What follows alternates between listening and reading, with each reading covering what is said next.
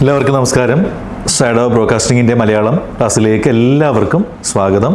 അപ്പോൾ നമ്മൾ മലയാളത്തിൻ്റെ മലയാള പാഠഭാഗത്തിൽ നമ്മൾ ഒരു കവിതയാണ്, ഒരു ചിത്രം എന്ന കവിതയാണ് നമ്മൾ പഠിച്ചത്. അതിൽ കുറച്ച് പഠന പ്രവർത്തനങ്ങൾ നമുക്ക് ചെയ്യാനുണ്ട് അതാണ് നമ്മൾ പറഞ്ഞു നിർത്തിയത്. ഇപ്പം കണ്ണനെ യശോദാമ്മ എങ്ങനെയൊക്കെയാണ് ലാളിക്കുന്നത് പശുവിനെ കറക്കുവാനായിട്ട് ചെന്നിരിക്കുന്ന യശോദാമ്മയുടെ അടുത്ത് എനിക്കും കുറച്ച് പാല് തരൂ കുടിക്കാനെന്ന് പറഞ്ഞുകൊണ്ട് കണ്ണൻ ചെല്ലുമ്പോൾ കണ്ണനെ അമ്മയ കെട്ടിപ്പിടിച്ച് ഉമ്മ വയ്ക്കുന്നുണ്ട് അപ്പം അങ്ങനെ കണ്ണനെ കെട്ടിപ്പിടിക്കാനായിട്ട് ഉമ്മ വയ്ക്കാനും ഒക്കെ ഒരു ഭാഗ്യം വേണം. അങ്ങനെയുള്ളവരൊക്കെ പുണ്യം ചെയ്തവരാണെന്നാണ് കവി പറയുന്നത്. അപ്പോൾ കണ്ണൻ്റെ ശരീരം വെണ്ണ പോലെയാണ് കണ്ണൻ്റെ പുഞ്ചിരിക്ക് പാല് പോലും തോൽക്കുന്ന അത്ര സുന്ദരമാണ് കണ്ണൻ്റെ ആ ഒരു പുഞ്ചിരി എന്നൊക്കെ കവി പറയുന്നത്. ഈ ഒരു രീതിയിലാണ് കവിതയുടെ ആശയം പോകുന്നത്. അപ്പോൾ നമുക്ക് ആദ്യത്തെ ചോദ്യം എന്ന് നോക്കാം. എന്താണ് ആദ്യത്തെ ചോദ്യം? നീ ഇത് കാണുക. കവി ആരെയാണ് ചൂണ്ടിക്കാണിച്ചു തരുന്നത് രാവിലെ പശുവിനെ കറക്കുന്ന അമ്മയുടെ അരികിൽ ഒരു ചെറിയ പാൽപാത്രവുമായിട്ട് അമ്മയുടെ ശരീരത്തിന്റെ വലതുവശത്ത് ചാരി നിൽക്കുന്ന ഉണ്ണിക്കണ്ണനെയാണ് കവി നമുക്ക് ഇവിടെ കാണിച്ചു തരുന്നത്. ആരെയാ കാണിച്ചു തരുന്നത്? പാൽപാത്രവുമായിട്ട് പശുവിനെ കറക്കുന്ന അമ്മയുടെ ശരീരത്തോട് ഒട്ടി നിൽക്കുന്ന ഉണ്ണിക്കണ്ണനെയാണ് കവി നമുക്ക് ആദ്യം ഒരു ചിത്രത്തിൽ എന്ന പോലെ കാണിച്ചു തരുന്നത്. അത്ര അതിൻ്റെ ആൻസർ ഉള്ളൂ രാവിലെ പശുവിനെ കറക്കുന്ന അമ്മയുടെ അരികിൽ ഒരു ചെറിയ പാൽപാത്രവുമായി അമ്മയുടെ ശരീരത്തിന്റെ വലതുവശത്ത് ചാരി നിൽക്കുന്ന ഉണ്ണിക്കണ്ണനെയാണ് കവി നമുക്ക് കാണിച്ചു തരുന്നത്. അത്ര എഴുതിയാൽ മതിയോ? രണ്ടാമത്തെ ചോദ്യം, ബാലന്റെ ചുണ്ടിൽ പുഞ്ചിരി വിടരാൻ കാരണമെന്ത്? അപ്പോൾ എന്തായിരിക്കും കണ്ണന്റെ ചുണ്ടില് പുഞ്ചിരി വിടരാൻ, ആ ചിരി ഉണ്ടാകാനുള്ള കാരണം എന്താ? അഴകുള്ള പാത്രത്തിൽ അമ്മ ചൂടുപാൽ പകർന്നു നൽകിയപ്പോഴാണ് ബാലന്റെ ചുണ്ടിൽ പുഞ്ചിരി വിടർന്നത് അമ്മ കണ്ണൻ കൊണ്ടുവന്ന ആ പാത്രത്തിൽ കുറച്ച് പാലൊഴിച്ച് കണ്ണന് കുടിക്കാൻ കൊടുത്തപ്പോഴാണ് കണ്ണന് പുഞ്ചിരി ഉണ്ടായത്. ആ പുഞ്ചിരി എങ്ങനെയാണെന്നാ പറയണേ? പാല് പോലെ മധുരമുള്ളതായിരുന്നു കണ്ണന്റെ പുഞ്ചിരി പാല് പോലെ സുന്ദരായിരുന്നു. പിന്നെയോ, ഈ കുഞ്ഞിനെ ആർക്കും എടുത്തുമ്മ വെച്ച് ഇടുവാൻ തോന്നുന്നത് എന്തുകൊണ്ടായിരിക്കും കണ്ണൻ എല്ലാവർക്കും എടുത്തുമ്മ വയ്ക്കാൻ തോന്നുന്നത്? താമര ഇതൾ പോലെ മനോഹരമായ കണ്ണന്റെ കണ്ണുകളില് എന്തുണ്ട്? സ്നേഹവും സന്തോഷവും നിറഞ്ഞു നിൽക്കുന്നു. എത്ര സുന്ദരമാണ് കണ്ണന്റെ ആ ഓമന മുഖം. ആ സൗന്ദര്യം വർണ്ണിക്കാൻ കവിക്ക് പോലും വാക്ക് കിട്ടുന്നില്ല. അമ്മയ്ക്ക് മാത്രമല്ല ആർക്കും കണ്ണനെ എടുത്ത് ഓമന ചുമ വയ്ക്കാൻ തോന്നും. എന്തുകൊണ്ടാണ്? മനോഹരമായ കണ്ണന്റെ കണ്ണുകളിൽ എന്തൊക്കെയുണ്ട്? സ്നേഹമുണ്ട്, സന്തോഷമുണ്ട് അപ്പൊ അത്ര സുന്ദരമാണ് കണ്ണന്റെ ഓമന മുഖം. ആ സൗന്ദര്യം നമുക്ക് വർണ്ണിക്കാനേ പറ്റത്തില്ല, ഒന്നും പറഞ്ഞു വെക്കാനേ പറ്റില്ല. അപ്പോൾ അമ്മയ്ക്ക് മാത്രമല്ല, അതുകൊണ്ട് കണ്ണനെ എല്ലാവർക്കും ഓടി ചെന്നെടുത്ത് ഉമ്മ വയ്ക്കാനായിട്ട് തോന്നുന്നതാണ് ആര് പറയുന്നത്? വള്ളത്തോള് പറയുന്നത്. അടുത്ത ചോദ്യം, ഉണ്ണിയുടെ കണ്ണുകളിൽ സ്നേഹവും സന്തോഷവും നിറഞ്ഞു നിൽക്കുന്നു എന്ന് സൂചിപ്പിക്കുന്ന വരി ഏതാ? ഏത് വരിയിലാ പറയുന്നത്?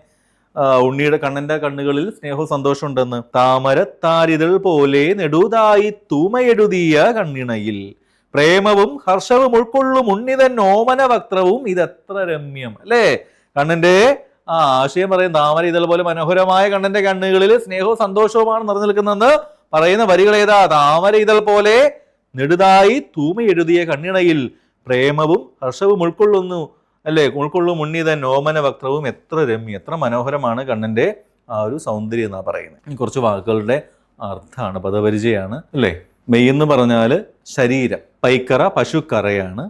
ഭ്രാതു എന്ന് പറഞ്ഞാൽ എന്താ? കൂട്ടെന്നർത്ഥം. പ്രീത സന്തോഷവതിയാണ്. ചേലുറ്റ എന്ന് പറഞ്ഞാൽ അതിന്റെ അർത്ഥം ഭംഗിയുള്ള. പാലഞ്ചും പാല് പോലും തോൽക്കുന്ന. കഞ്ചുക തങ്ങുക.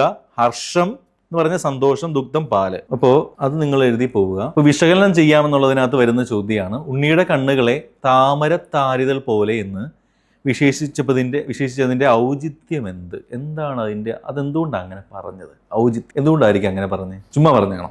അല്ല. താമര വിരിഞ്ഞു നിൽക്കുന്നത് എവിടെയാണ്? പൊയ്കയിലാണ് ഇപ്പൊ പൊയ്കയുടെ നീല നിറവും കണ്ണന്റെ കറുപ്പ് കലർന്ന നീല നിറവും തമ്മിൽ ഒരു ബന്ധമുണ്ട് അപ്പൊ താമര ഇതളിന്റെ ആകൃതിയിൽ നീണ്ടു മനോഹരമായ കണ്ണുകളാണ് ആർക്കുള്ളത്? കണ്ണനുള്ളത്. അപ്പൊ അതിനാൽ ഉണ്ണിക്കണ്ണന്റെ കണ്ണുകളുടെ സൗന്ദര്യം വ്യക്തമാക്കാനാണ് താമര താരിതൾ പോലെ എന്ന് കവി വിശേഷിപ്പിച്ചിരിക്കുന്നത്. എന്തുകൊണ്ടാണ് കവി താമര താരിതൾ പോലെ എന്ന് കണ്ണനെ പറഞ്ഞിരിക്കുന്നത്? താമര വിരിഞ്ഞു നിൽക്കുന്ന എവിടെയാ? പൊയ്കയിലാണ്. പൊയ്കയുടെ നീല നിറവും കണ്ണന്റെ കറുപ്പ് കലർന്ന നീല നിറവും തമ്മിൽ ഒരു സമാനതയുണ്ട്, ഒരു ബന്ധമുണ്ട്. താമര ഇതളിന്റെ ആകൃതിയിൽ നീണ്ട മനോഹരമായ കണ്ണുകളാണ് ആർക്കുള്ളത്? കണ്ണനുള്ളത്. അതിനാലാണ് ഉണ്ണിക്കണ്ണന്റെ കണ്ണുകളുടെ സൗന്ദര്യം അത് വ്യക്തമാക്കാൻ വേണ്ടിയിട്ടാണ് താമര ഇതൾ പോലെ എന്ന് കവി പറയുന്നത്. വ്യക്തമാണല്ലോ? ഓക്കെ ആണല്ലോ? പിന്നീടോ, പാലും വെണ്ണയും കണ്ണന് പ്രിയപ്പെട്ടതാണ്. ഇവയെ കണ്ണന്റെ സൗന്ദര്യവുമായിട്ട് കവി എങ്ങനെയാണ് ബന്ധപ്പെട്ടിരിക്കുന്നത്? പാലും വെണ്ണയും അല്ലെ, വെണ്ണക്കണ്ണൻ എന്നൊക്കെ കണ്ണൻ എന്ന് വിളിക്കാറുണ്ട് അല്ലെ. കണ്ണന്റെ കഥകളിലൊക്കെ കണ്ണൻ പാലും വെണ്ണയും ഒക്കെ കട്ടെടുത്ത് കഴിച്ചിരുന്നു എന്നൊക്കെയുള്ള കഥകളൊക്കെ നമ്മൾ കേട്ടിട്ടുണ്ട്, നമുക്ക് പറഞ്ഞു തന്നിട്ടുണ്ട് അല്ലേ, വീട്ടിൽ നിന്നൊക്കെ പറഞ്ഞു തന്നിട്ടുണ്ടായിരിക്കും അല്ലേ. അപ്പോൾ നമ്മൾ പറഞ്ഞു വന്നത് ഈ പാലും വെണ്ണയും അല്ലേ, പാലും വെണ്ണയും കണ്ണന് വളരെ പ്രിയപ്പെട്ടത് എന്തുകൊണ്ടാണ്? തൈര് കടഞ്ഞാണ് വെണ്ണ എടുക്കുന്നത് അല്ലേ. പാലിന്റെ സത്ത് മുഴുവനും എവിടെയുണ്ട്? വെണ്ണയിലുണ്ട്. അതുപോലെ ലാവണ്യമാകുന്ന പാൽ കടഞ്ഞെടുത്താണ് കണ്ണന്റെ ശരീരം.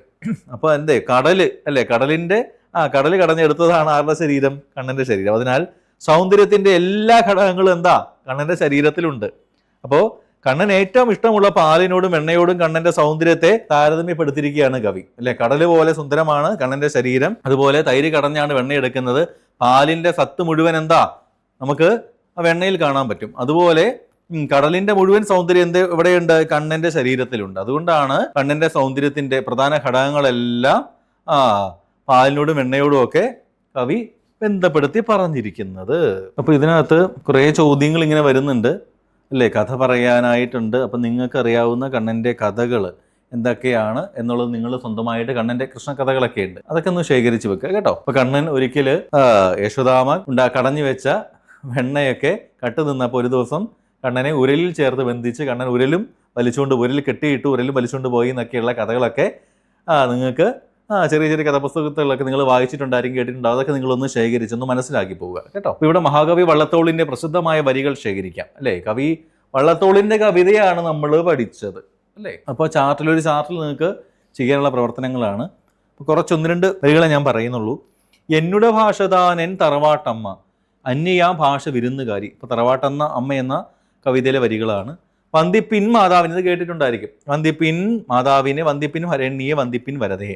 വള്ളത്തോളിന്റെ മറ്റൊരു കവിതയാണ് മാതൃവന്ദനം. അപ്പോൾ കുറെ കവിതകൾ ശേഖരിക്കാനായിട്ട് നിങ്ങൾ ജസ്റ്റ് നിങ്ങളുടെ പഠന പ്രവർത്തനത്തിന്റെ ഭാഗമായിട്ട് കവിതകളൊന്ന് ചാർട്ടിലൊക്കെ ക്ലാസ്സിലൊക്കെ ഒന്ന് പ്രസന്റ് ചെയ്യേണ്ടി വരും, അത്രയേ ഉള്ളൂ. അപ്പം കാവ്യം സുഗേയം കഥ രാഘവീയം കർത്താവ് തുഞ്ചത്തുളവായ ദിവ്യൻ. അപ്പം ജസ്റ്റ് നിങ്ങൾ ഈ വരികളൊന്ന് ഓർത്തൊന്ന് നോട്ട് ചെയ്ത് പോയാൽ മതിയാകും ക്ലാസ്സിൽ. അപ്പം നിങ്ങൾക്ക് നിങ്ങളുടെ ഇന്റേണൽ മാർക്കൊക്കെ ആയിട്ട് ബന്ധപ്പെട്ടുള്ള പ്രവർത്തനങ്ങളാണ് കേട്ടോ. അപ്പോൾ ഒരു ആസ്വാദനക്കുറിപ്പ് തയ്യാറാക്കാനൊക്കെ പറഞ്ഞിട്ടുണ്ട്. അപ്പോൾ ആസ്വാദനക്കുറിപ്പ് തയ്യാറാക്കുന്നത് എങ്ങനെയാണ്? ആസ്വാദനക്കുറിപ്പ് തയ്യാറാക്കാം. ഒരു ജീവിത സന്ദർഭം മനോഹരമായ വാഗ്മയ ചിത്രമായി അവതരിപ്പിച്ചിരിക്കുകയാണ് വള്ളത്തോൾ. ഗോകുലത്തിൽ യശോദയുടെ മകനായി വളരുന്ന കൃഷ്ണന്റെ കുട്ടിക്കാലമാണ് കവിതയിലുള്ളത്. പ്രഭാതത്തിൽ പശുവിനെ കറക്കുന്ന അമ്മയുടെ അരികിലേക്ക് പാലിന് വേണ്ടി പാത്രവുമായി നറുപുഞ്ചിരിയോടെ കാത്തു നിൽക്കുകയാണ് കണ്ണൻ. കുഞ്ഞിന്റെ പുഞ്ചിരിയെ പാലഞ്ചും പുഞ്ചിരിയായിട്ടാണ് കവി വിശേഷിപ്പിച്ചിരിക്കുന്നത്. താമരത്താരിതൾ പോലെ നെടുതായി തൂമയെഴുതിയ കണ്ണിണയിൽ പ്രേമവും ഹർഷവും ഉൾക്കൊള്ളും ഉണ്ണിതൻ ഓമന വക്രവും എത്ര രമ്യം. ഈ വരികളിലൂടെ ഉണ്ണിയുടെ കണ്ണന്റെ കണ്ണിന്റെ ഭംഗി കവി വരച്ചിടുകയാണ്. അപ്പോ ആ കണ്ണന്റെ കണ്ണിൽ എന്തുണ്ട്? സ്നേഹമുണ്ട്, അതോടൊപ്പം സന്തോഷവും ഉണ്ടെന്ന് പറയുകയാണ്. എന്നിട്ടോ കണ്ണന്റെ ആ ഒരു ഭംഗി, സൗന്ദര്യം പറയാൻ കവിക്ക് വാക്കുകളില്ല. ഓമനത്ത് നിറഞ്ഞ കണ്ണനെ കണ്ടാൽ അമ്മയ്ക്ക് മാത്രമല്ല ആർക്കും അവനെ വാരിയെടുത്ത് ഉമ്മ വയ്ക്കാൻ തോന്നും. ലാവണ്യദുക്തം, പൂവൽ മെയ് എന്നീ പ്രയോഗങ്ങളിലൂടെ കണ്ണന്റെ മേനിയുടെ സൗന്ദര്യത്തെയാണ് കവി വർണ്ണിക്കുന്നത്. പാൽപാത്രവുമായിട്ട് അമ്മയുടെ അരികിൽ നിൽക്കുന്ന കണ്ണന്റെ മനോഹര രൂപം ഒരു ചിത്രത്തിൽ എന്ന പോലെയാണ് വള്ളത്തോൾ വർണ്ണിക്കുന്നത്. ഇങ്ങനെ വേണം നമ്മൾ ആസ്വാദനം എഴുതാനായിട്ട്. ആസ്വാദനത്തിന് ഉള്ള ചെറിയൊരു ആസ്വാദനത്തിന്റെ പോയിന്റ്സുകളാണ് കേട്ടോ. അപ്പോൾ എഴുതുമ്പോൾ എപ്പോഴും നിങ്ങൾ ഒരു ജീവിത സന്ദർഭം മനോഹരമായ വാഗ്മയ ചിത്രമായി അവതരിപ്പിച്ചിരിക്കുകയാണ് വള്ളത്തോൾ കേട്ടോ. പിന്നെ കാര്യം എന്താ? ഗോകുലത്തില് യശോദയുടെ മകനായിട്ട് വളരുന്ന കൃഷ്ണന്റെ കുട്ടിക്കാലമാണ് കവിതയിലുള്ളത് അല്ലെ. ഇതൊക്കെ പോയിന്റ്സ് ആണ്. ഈ പോയിന്റ്സുകൾ ഇങ്ങനെ വികസിപ്പിച്ച് നിങ്ങൾക്ക് ഒരു പുറമൊക്കെ എഴുതിയാൽ മതിയായിരിക്കും. ഒരു പേജൊക്കെ ഒരു പുറമൊക്കെ എഴുതിയാൽ മതിയായിരിക്കും അല്ലെ. ഒരു പേജിന്റെ ഒരു സൈഡാണ് ഒരു പുറം എന്ന് പറയുന്നത്. അപ്പോൾ ഒരു പേജൊക്കെ എഴുതിയാൽ മതിയായിരിക്കും അല്ലെ. 4 മാർക്ക് 6 മാർക്കൊക്കെ ആയിരിക്കും വരിക. അപ്പോൾ ആ കൃഷ്ണന്റെ കുട്ടിക്കാലം, ഒരു ചിത്രം എന്ന കവിതയിൽ കൃഷ്ണന്റെ കുട്ടിക്കാലം എങ്ങനെയാണ് നിങ്ങൾ മനസ്സിലാക്കിയത്, നിങ്ങൾ എങ്ങനെയാണ് ആസ്വദിച്ചത്, നിങ്ങൾക്ക് എങ്ങനെ ഇഷ്ടപ്പെട്ടു, അത്രയേ ഉള്ളൂ. ആസ്വദിച്ചെന്ന് പറഞ്ഞാൽ നിങ്ങൾക്ക് ഇഷ്ടപ്പെട്ടു, നിങ്ങൾക്ക് എങ്ങനെയൊക്കെ ഇഷ്ടപ്പെട്ടു എന്നുള്ളത് ആരാ എഴുതേണ്ടത്? നിങ്ങളല്ലേ എഴുതേണ്ടത്. അപ്പോൾ നിങ്ങളുടേതായ ഭാഷയിൽ അല്ലെ, നിങ്ങളുടെ സിമ്പിളായിട്ടുള്ള ഭാഷയിൽ നിങ്ങൾ എഴുതി വെക്കുക. അപ്പോൾ അങ്ങനെ ഒരു ആസ്വാദനത്തോടു കൂടി നമ്മുടെ പാഠഭാഗം അവസാനിച്ചു. അപ്പോൾ എന്തൊക്കെ കാര്യങ്ങളാണ് നമ്മൾ ഇന്ന് പഠിച്ചത്? ചിത്രവർണ്ണങ്ങൾ എന്ന ആ യൂണിറ്റിൽ ഒരു ചിത്രമെന്ന കവിത അല്ലേ, വള്ളത്തോളിൻ്റെ സാഹിത്യമഞ്ജരിയിലെ 1ാം ഭാഗത്തെ ഒരു ചെറിയ കവിതയാണ് അല്ലേ. കൃഷ്ണന്റെ കുട്ടിക്കാലമാണ് വർണ്ണിക്കുന്നത്. ആ കുട്ടിക്കാലം കൃഷ്ണൻ എങ്ങനെയാണ് കുഞ്ഞു കുഞ്ഞു വികൃതികൾ കാണിച്ച് നമുക്കിവിടെ വികൃതിയൊന്നും പഠിക്കാനില്ല. പക്ഷേ അമ്മയുടെ അടുത്തേക്ക്, പശുവിനെ കറക്കുന്ന അമ്മയുടെ അടുത്തേക്ക് പാൽപാത്രവുമായിട്ട് അമ്മയെ എനിക്ക് കുറച്ച് പാൽ തരൂ എന്ന് പറഞ്ഞു വരുന്ന കണ്ണന്റെ മനോഹരമായ ഒരു ചിത്രമാണ് ഇവിടെ നമുക്ക് കവി പറഞ്ഞു തരുന്നത് അല്ലേ. കണ്ണൻ സാധാരണ മനുഷ്യനല്ല, സാധാരണ കുഞ്ഞല്ല, ഒരു ഈശ്വരീയ ഭാവമുള്ള ഒരു കുഞ്ഞാണ്. ആ കുഞ്ഞിനെ എടുത്ത് ഒന്ന് മാറോട് ചേർത്ത് വെക്കാൻ, ഒന്ന് ഉമ്മ വെക്കാനൊക്കെ പുണ്യം ചെയ്തവർക്ക്, ഭാഗ്യമുള്ളവർക്ക് മാത്രമേ പറ്റുള്ളൂ. അല്ലാതെ സാധാരണക്കാർക്കൊന്നും പറ്റില്ല എന്ന് കവി പറഞ്ഞു വെക്കുകയാണ്. കുറച്ച് പഠന പ്രവർത്തനങ്ങളുണ്ട്. അപ്പോൾ നിങ്ങൾ ഈ പാഠഭാഗം ഒന്ന് നന്നായിട്ട് വായിക്കുക, കവിത വായിക്കുക. അപ്പോൾ നല്ല രീതിയിൽ നല്ലൊരു മാർക്ക് വാങ്ങുവാനായിട്ട് നിങ്ങൾക്ക് സാധിക്കും. അപ്പം നിരന്തരം നമ്മൾ ഈ പഠിച്ച കാര്യങ്ങൾ വീണ്ടും വീണ്ടും റിപ്പീറ്റ് ചെയ്ത് പഠിച്ചാൽ മാത്രമേ ഉള്ളൂ നമുക്ക് കൂടുതൽ കാര്യങ്ങൾ പഠിച്ചു വരുമ്പോൾ ഇത് മറക്കാതിരിക്കുള്ളൂ. അല്ലെങ്കിൽ ഈ യൂണിറ്റ് കഴിഞ്ഞാൽ അടുത്ത യൂണിറ്റിലേക്ക് പോകുമ്പോൾ നേരത്തെ പഠിച്ചത് മറന്നുപോയി, പഠിക്കാനിരിക്കുന്നതൊക്കെ വിട്ടുപോകും. അപ്പോൾ ഓണപരീക്ഷ വരുന്നു അല്ലേ. ഓണപരീക്ഷയ്ക്കൊക്കെ നമുക്ക് ഒരുപാട് കാര്യങ്ങൾ പഠിക്കാനുണ്ട്, പ്രിപ്പറേഷൻസ് ഉണ്ട്. അപ്പോൾ നല്ല രീതിയിൽ ഈ പാഠഭാഗത്തു നിന്നുള്ള ചോദ്യങ്ങൾക്കെല്ലാം നിങ്ങൾക്ക് മാർക്ക് വാങ്ങാൻ സാധിക്കട്ടെ എന്ന് ആശംസിക്കുന്നു. അപ്പോൾ വീണ്ടും അടുത്ത ക്ലാസ്സിൽ കാണാം. നന്ദി, നമസ്കാരം.